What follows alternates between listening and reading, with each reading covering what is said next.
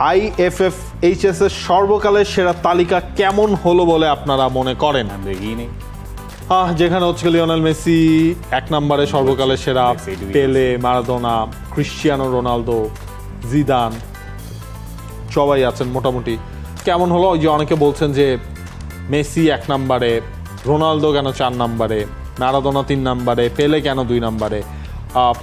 এইটা আসলে ওই যে সংস্থাটা করেছে এটা একান্তই তাদের ব্যাপার, মানে তাদেরও তো কিছু আসলে ক্রাইটেরিয়া আছে। এখন আপনি ওটাকে কতটুকু মানবেন এটা আপনার ব্যাপার।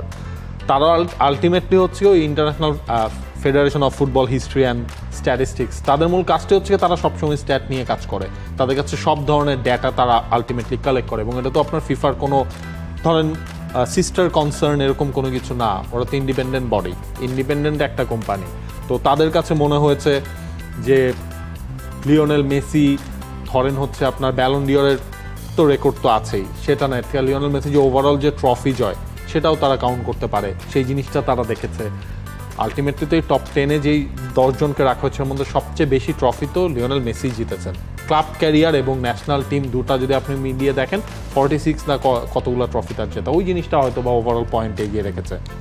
হতে পারে। আর এটাকে নিয়ে ধরেন হচ্ছে ওই যে এত ডিবেট বা এগুলো হওয়ার আমার মনে হয় না কোনো কিছু আসলে আছে। For more updates, subscribe to our YouTube channel and click on the bell icon.